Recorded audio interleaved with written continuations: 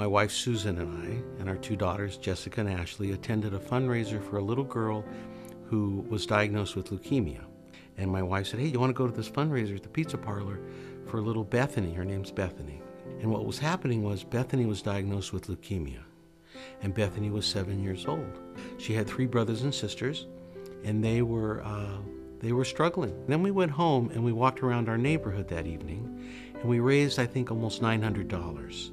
So we went back to the pizza parlor. They were still there. We gave them the money and we said, we're going to try to do something else. I've always believed, and my wife taught me this, that we have 2 hands, one to receive with and one to give with. And I like the idea of being able to give back to the community that we live in.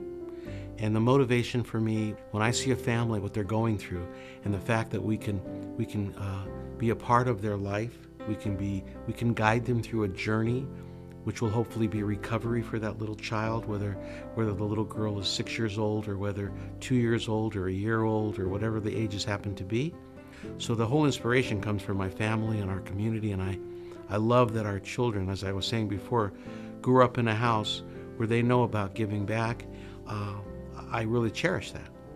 And to be quite honest, I had no idea that I would be sitting here today in 2011 talking about this with something that we started, almost 24 years ago, because there was a need in the community then, and we rose to the occasion, and so did the community, and the need's still there. We have a lot of families right now.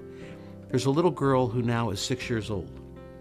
When she was about a year old, her name is Maura, and she was diagnosed with central hypoventilation. What that means is when Maura closes her eyes, she stops breathing. So we provided all of the funding. We got all the equipment set up in their living room. And the reason we put it in the living room in a 2-story house was because she needed round-the-clock nursing.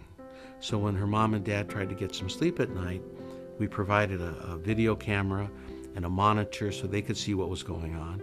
And so now they just closed up her trach, and she's using a mask with a ventilator so when she goes to sleep at night. And she just recently, we bought her a big girl bed and everything a little while ago, and she's upstairs with the rest of her family. But for 5 years or more, she was downstairs when everybody else was upstairs, and there was a nurse every night to keep an eye on her, because if that tube fell out that gave her air, Maura wouldn't be here today. Now, there's only a couple hundred cases of this illness in the world. My dream would be that, to continue to live in a community that's so supportive and so wonderful. Hopefully we'll continue, and we'll do what we do and continue to help families, because certainly that's very important for our community to continue to do so. So I hope my legacy is that, he did some good stuff. I don't know.